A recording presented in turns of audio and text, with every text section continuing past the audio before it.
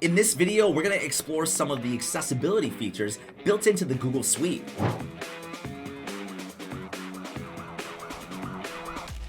Welcome to the Accessibility Guy channel. My name is Sean Jordison, and let's step into the ring.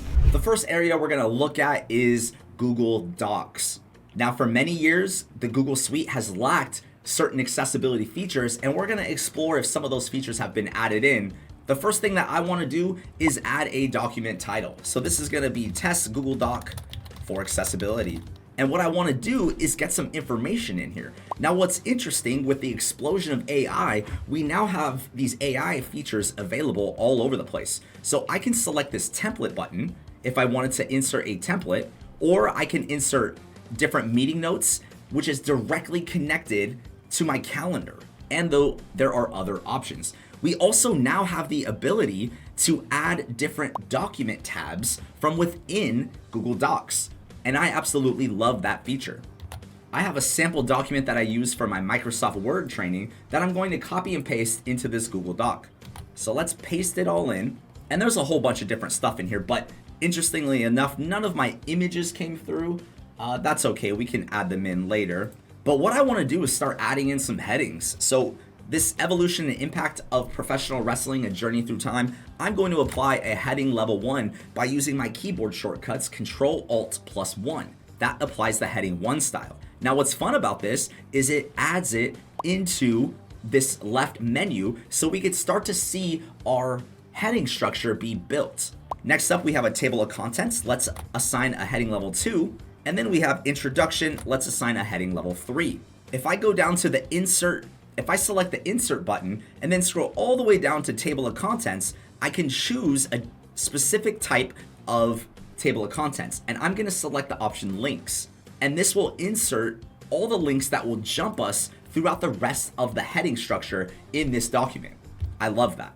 Now, one of the areas that seemed to be lacking previously in Google Docs was the ability to add an accessible table. I have a table in this document that includes the highest paid wrestlers of 2017. And what we're going to do is I'm simply going to highlight that table row and let's see if we can find any options. Interesting, we have a title row. We have table properties that we can choose. Let's see if there's any quick layouts here. We've got table, styles, row. We can pin a header row. That's nice. And so it does appear that we can now actually add that header row in here. But I'm curious to see how it reads with the screen reader. What about title row? Interesting, it actually spans it across both pages too. So it does appear that the header row is now in there. Interesting, pin header rows. You can choose different levels of that header row. We also have the title though, which is interesting. So I wonder how that's gonna work with a screen reader.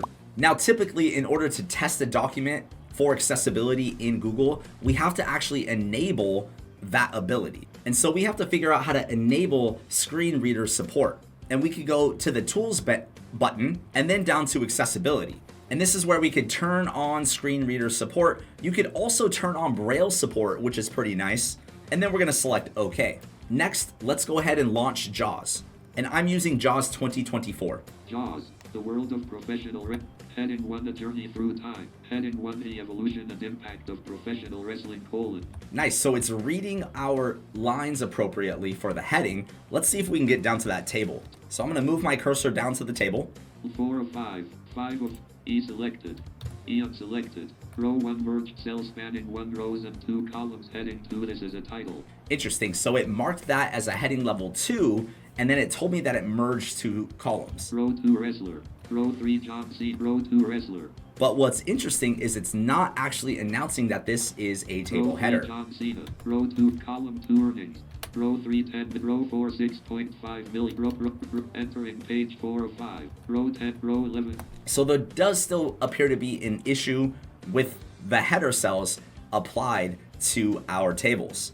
JAWS context menu. Now there are other items that we could test, like putting in our hyperlinks or images, but you know what I'm really curious about is how this Google Doc is going to be exported out to a PDF. So let's just test it out. I'm going to do File, and then we're going to download it as a PDF document. So I now have my file in a PDF, And let's go to the tags panel. And lo and behold, we actually have some content that is exported correctly. Our H1 looks great. Paragraph tag, I can work with it. But I immediately noticed that the table of contents items are not being exported out as a table of contents. This is something that would have to be manually fixed in order to remain accessible. We then have some blank spaces, that's fine. Let's check that hyperlink. All right, the hyperlink came through good, that's awesome. Let's go check our table, because I'm so curious. Oh wow, look at that. So we have our H2 tag, but then all of the data points came through as P tags. Oh, and there's duplication. And not as a table tag. So the reading order is actually very off on that as well. And then the rest of this document we didn't really make accessible, but it's very interesting to see the export of that table from the Google Docs and our table of contents not coming through appropriately.